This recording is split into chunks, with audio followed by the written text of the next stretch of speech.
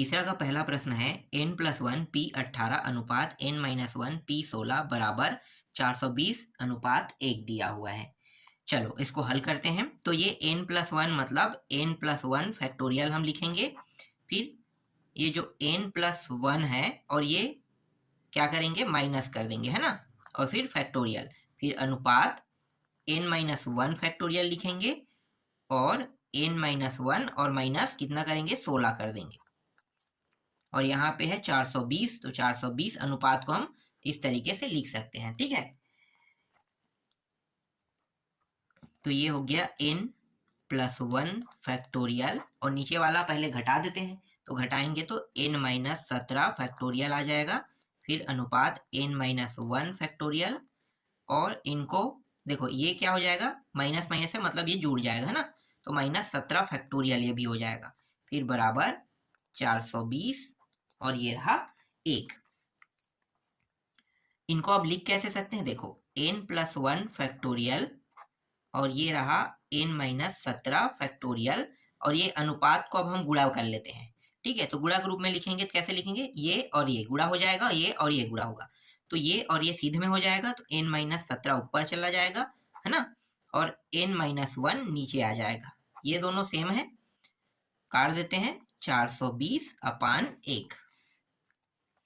तो यहाँ पे n+1 फैक्टोरियल दिया हुआ है और यहाँ पे n-1 फैक्टोरियल दिया हुआ है। तो ये जो n+1 फैक्टोरियल है इनको हम थोड़ा सा कम कर लेते हैं ना, तो एक मिनट, n+1 फैक्टोरियल फिर n, फिर n-1 फैक्टोरियल तक के ये चला जाएगा, और नीचे में क्या है n-1 फैक्टोरियल, 420/1, ये और ये कट गया। अब इन दोनों का गुणा कर देते हैं, तो गुणा करेंगे तो ये n का वर्ग प्लस n, और ये 420 इस साइड आके क्या हो जाएगा, माइनस हो जाएगा, इस तरीके से। ठीक है, अब इनका गुणनखंड कर देते हैं, तो गुणनखंड करेंगे तो ये n का वर्ग plus 21n minus 20n minus 420 बराबर 0। दो भागों में इसे बांट लेते हैं ना, मतलब जोड़ा बना लेते हैं, तो इससे n बाहर निकल जाएगा उभयनिष्ठ ग्रुप में, एक n बचेगा, फिर 21 बचेगा, फिर -20 को हम बाहर निकाल देते हैं, तो n+21 यहाँ पे बचेगा, इस तरीके से। तो ये हो गया n-20 और n+21 बराबर 0। दो खंड कर देते हैं, n-20 बराबर 0 एक बार लेते हैं, तो n बराबर 20 आ गया, n का मान यहाँ पे 20 प्राप्त हो रहा है। ठीक है, ये सही हो रहा है। अब देखते हैं दूसरा वाला क्या आ रहा है, n+21 बराबर 0, n बराबर -21, तो ये माइनस है, इसलिए आपको क्या लिखना है, संभव नहीं है। ठीक है, मतलब हमारा जो उत्तर है वो ये होगा, ना कि ये। ठीक है, तो इस तरीके से n का मान प्राप्त हो गया। तीसरा का पहला प्रश्न आपको समझ में आ गया होगा। चलो दूसरा देखते हैं, तीसरा का दूसरा प्रश्न। तीसरा का दूसरा प्रश्न है np5 बराबर 3 गुणित n+1 p4 दिया है। यहाँ भी n का मान ही निकालना है ना, लेकिन इस प्रश्न को आप लोगों को खुद बनाना है, तो इस प्रश्न को बना के देखना। चलो अब अगला प्रश्न देखते हैं। इसके बाद अगला प्रश्न है 13 p r-1 दिया हुआ है, फिर अनुपात दिया हुआ है 12 p और r बराबर 1:6 दिया हुआ है। ठीक है, ये प्रश्न भी आप लोगों से बन जाएगा, मैं आपको थोड़ा सा इसे शॉर्ट करके बता देता हूँ। ठीक है, 13 मतलब 13 फैक्टोरियल, 13 माइनस r, और ये माइनस की जगह क्या हो जाएगा, प्लस हो जाएगा, है ना, और ये अनुपात, फिर 12 फैक्टोरियल, फिर 12 माइनस r फैक्टोरियल और 1/6। अब आगे इसको हल कर लेना। ठीक है, बहुत आसान प्रश्न है, बन जाएगा। इसके बाद चौथा प्रश्न देखते हैं, np3 बराबर 13 गुणित np2। ठीक है, यहां भी ये प्रश्न आसानी से बन जाएगा, है ना, तो इसको भी बना के देखना। देखो ये सारे प्रश्न जो मैं भी आपको बता रहा हूँ, इससे संबंधित प्रश्न मैंने 14.3 के पहला पार्ट में मैंने बता दिया था, ये तो दूसरा पार्ट है ना, तो पहला पार्ट अगर आप लोगों ने देखा है तो गारंटी है कि ये सारे प्रश्न आप लोगों से बन जाएगा। तो पहला पार्ट अगर नहीं देखा है ना, तो पहले उनको देख लेना, तब इन प्रश्नों को बनाना, तभी आपसे ये प्रश्न बन पाएगा। इसके बाद पांचवा प्रश्न देखो, n+1 दिया हुआ है, p3 है और 25 गुणित np2 दिया हुआ है। ठीक है, ये प्रश्न भी आप लोगों को बनाना है, ये प्रश्न भी आप लोगों से बन जाएगा, है ना, बना के देखना। ठीक है, चलो छठवा देखते हैं। ये सारे प्रश्न मैंने पार्ट 1 में बता दिया है, तो ये सभी प्रश्न पार्ट 1 के माध्यम से आपको मिल जाएगा और उनके सॉल्यूशन भी आसानी से आपको मिल जाएगा। जो कठिन है उन्हीं प्रश्नों को मैं बताऊंगा। इनको भी बना के देखना, n का मान निकालना है ना, तो आपको बस इनको पहले अलग अलग हिस्सों में करना है। ठीक है, उसके बाद अनुपात को आपको गुणा कैसे करना है ये पता है। ठीक है, तो ये बन जाएगा, बना के देखना। ठीक, चलो आगे देखते हैं। इसके बाद चौथा प्रश्न देख लेते हैं। चौथा का पहला सिद्ध कीजिए वाला प्रश्न है। देखो, NP(r) दिया हुआ है, फिर n इंटू n-1 p(r-1). देखो ये प्रश्न भी आप लोगों से बन जाएगा, लेकिन अब ये चौथा वाला प्रश्न है ना, तो इस प्रश्न को बनाते हैं। ठीक है, तो left hand side and right hand side दिया हुआ है। ठीक है, इस बार क्या है, लेफ्ट हैंड साइड या राइट हैंड साइड दिया, सिद्ध करने वाला प्रश्न है, मान नहीं ज्ञात करना, इस बार सिद्ध करना है। तो इनमें से चाहे हम लेफ्ट हैंड साइड को लेकर चले, चाहे हम राइट हैंड साइड को लेकर चले, हमें एक साइड को सिद्ध करना है। तो हम यहाँ पे राइट हैंड साइड को लेकर चलते हैं, क्योंकि राइट हैंड साइड हमें थोड़ा सा बड़ा दिखाई दे रहा है और आसानी से हल होने जैसा दिखाई भी दे रहा है ना। तो यहाँ पे n इंटू n-1 p(r-1).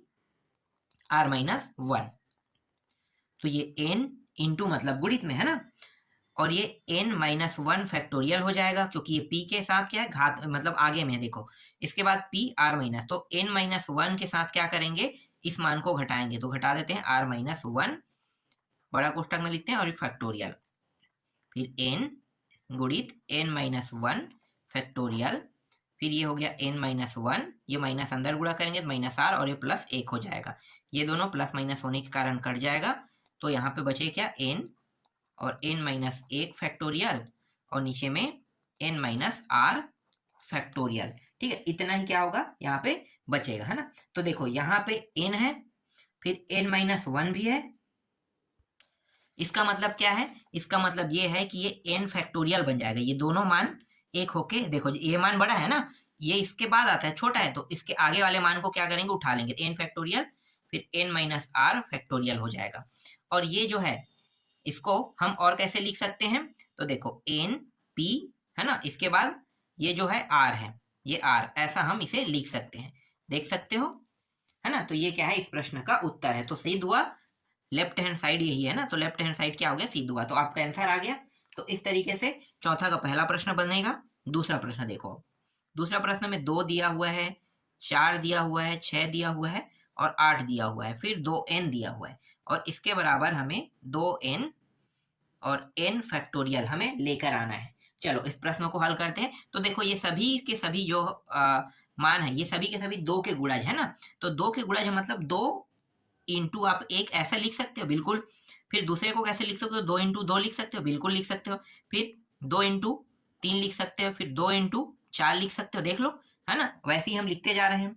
फिर ये पीछे वाला मान है, इसको हम 2 इंटू n लिखेंगे, बिल्कुल लिखेंगे इस तरीके से, है ना। अब इन सभी में जो 2 है उनको बाहर निकाल लेते हैं, 2 को हमने बाहर निकाल लिया सभी से, है ना, तो 2 को हमने बाहर निकाल लिया, सभी 2 के गुणज है, या हम इसे ऐसे ये कह सकते हैं कि ये 2 का जो है ना, यहाँ भी 2, यहाँ भी 2, यहाँ भी, सभी में क्या है, 2 दिया है, इस तरीके से, है ना, इस तरीके से 2 दिया हुआ है सभी के साथ। अब ये वाला जो है 1 है, इसको भी हम लिख लेते हैं, क्योंकि 1 भी गुणा में 1, फिर 2 लाइन के बाद, फिर 3 4, 3 और 4, इस तरीके से हम इसे लिख लेते हैं। ठीक है, तो ये जो 2 दिखाई दे रहा है, ठीक है, ये 2 का घात n के रूप में होगा, क्या होगा, 2 के घात n के रूप में होगा। और ये जो 1 2 3 4 जा रहा है, कहां तक जा रहा है, n तक जा रहेगा ना, ये तो पूरा 2 2 की ओर जा रहा है, और यहाँ पे क्या n है, तो n तक के जा रहा है, तो n तक के जा रहा है मतलब 1 से लेके n तक जा रहा है, तो ये n फैक्टोरियल तक के जाएगा, है ना, 2 के घात n और ये n फैक्टोरियल, और यही हमें क्या करके लाना था, सिद्ध करके लाना था। तो राइट हैंड साइड सिद्ध हुआ। चलो तीसरा देखो, तीसरा प्रश्न में दिया p n और n दिया हुआ है, 2 मान है ना, इसका मतलब आपको समझ में आया, p n n का मतलब, चलो मैं भी आपको बताता हूं, और ये p 2p फिर n n-2, देखो ये जो पी एन एन दिया हुआ है ना यहाँ पे, इसका मतलब क्या है?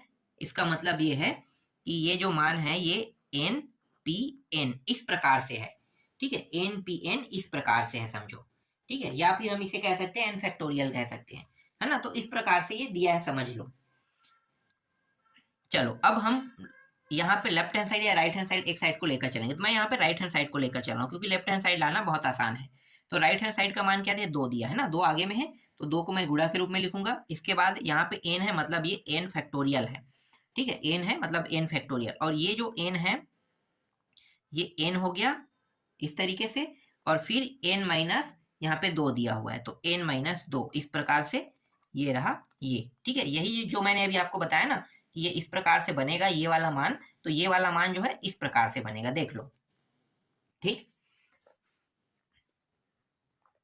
इसके बाद ये 2 एन फैक्टोरियल, ये एन और ये एन माइनस, ये माइनस होकर माइनस माइनस कट जाएगा तो फिर बचेगा क्या? माइनस में प्लस, प्लस 2, 2 फैक्टोरियल होगा, है ना। तो यहाँ पे 2 फैक्टोरियल हो गया इस तरीके से, ठीक।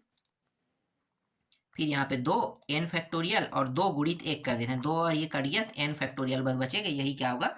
इस प्रश्न का उत्तर होगा, है ना, एन फैक्टोरियल। और इस एन फैक्टोरियल को हम कैसे लिख सकते हैं? इस एन फैक्टोरियल को देखो इस फॉर्म में लिखना है हमें, तो ये आगे और हल हो रहा है समझो। तो एन फैक्टोरियल मतलब हो रहा है एन पी एन इस प्रकार से, और एन पी एन मतलब पी एन और ये एन, आप ऐसा भी कह सकते हो, ठीक है। तो यही हमें क्या करके लाना है? सीध करें। देखो इसका रूप ये है, इसका रूप ये है, ये तीनों एक ही है ना, अलग नहीं है। तो इस प्रकार से तीसरा प्रश्न भी कंप्लीट हो गया। चलो चौथा देखते हैं। चौथा प्रश्न में देखो पी एन एन यहाँ भी दिया हुआ है, और ये जो प्रश्न है ये पी फिर एन माइनस 1 दिया हुआ है। तो ये प्रश्न आप लोगों से बन जाएगा, देखो सेम टू सेम है ना, तीसरा की तरह। तो सेम टू सेम है तो मैं ऐसे प्रश्नों को नहीं बनाऊंगा, ठीक है। डायरेक्ट चलते हैं पांचवा प्रश्न में। पांचवा में दिया है पी एन और ये आर दिया हुआ है, और यहाँ पे दिया हुआ है N into P N minus 1 और दिया हुआ है आर माइनस 1 दिया हुआ है, ठीक है। चलो हल करते हैं। लेफ्ट राइट हैंड साइड को यहाँ भी लेकर चलेंगे, तो राइट हैंड साइड को लेकर चलते हैं। तो ये एन गुणा में है, इंटू लिखो, और ये एन माइनस 1 फैक्टोरियल में चला जाएगा, और इसको क्या करेंगे? एन माइनस 1 के साथ घटाएंगे, ये माइनस में आ जाएगा और ये प्लस में 1 आ जाएगी, ये दोनों कट गया। तो N into N minus 1 factorial, और ये है एन माइनस आर, तो ये एन माइनस आर फैक्टोरियल हो गया,